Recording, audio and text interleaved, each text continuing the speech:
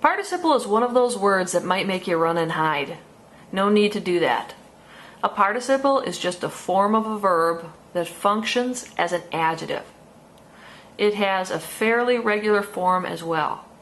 In the present tense, a participle always ends in ing.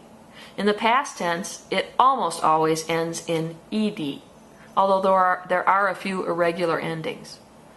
And you can use the adjective questions to prove a participle is what it seems to be. It's that simple. Let's look at an example. The dribbling guard got fouled as he drove to the basket. Let's start by looking for an ing or an ed word. We've got fouled here, but that's part of the verb phrase. And we've got dribbling. There it is, right in front of a noun, where we'd expect to find an adjective. Which guard? The dribbling guard. Because participles are just adjectives, they don't have to be in the sentence in order for it to make sense. The guard got fouled as he drove to the basket. They're there to add additional meaning. Let's look at another example. There is no sense in crying over spilled milk. Spilled is a past participle and seems to modify milk because it's right in front of it. Which milk? The spilled milk. Pretty easy. Participles can also be part of phrases called participial phrases, which also function as adjectives. How do we find them? First, start by finding the participle. Then you can usually tell which words belong to that participle. Let's look at some examples. Playing harmonica, Joe felt ready to perform in front of a big crowd. The participial phrase is playing harmonica. We know it stops there because Joe is the subject of the sentence. Which Joe? The one playing harmonica. Here's another one. A boy named Rupert got stuck in a cave. Named is my participle here. Named Rupert is the participial phrase. How do I know? The next word is part of the verb phrase and therefore can't be part of the participial phrase. But let's test it anyway. Which boy? A boy named Rupert.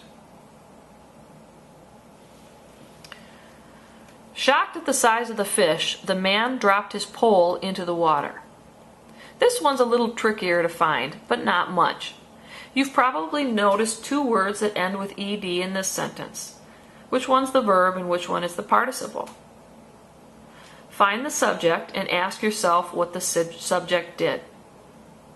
The subject is man, and he dropped. Therefore, dropped is my verb. The other one is most likely a participle. Notice that it is followed by two prepositional phrases, at the size and of the fish. Remember that prepositional phrases function either as adjectives or adverbs. Remember also that participles and participial phrases are always adjectives. So the prepositional phrase at the size modifies shocked and is therefore an adverb phrase. Shocked to what extent? At the size. And the prepositional phrase of the fish is an adjective phrase modifying size. Which size? The size of the fish. I know this sounds complicated, but you really don't have to go to all that trouble to figure it out. Finding participial phrases is usually accomplished by making a logical guess at the words that seem to relate to the participle. When we relax a bit, we can clearly see that shocked at the size of the fish is the whole phrase that modifies man. Which man? The one shocked at the size of the fish. Let's look at one final example. Many players having minor league experience aren't ready for the majors. Having minor league experience is my participial phrase, with having as my participle. The ing gave it away.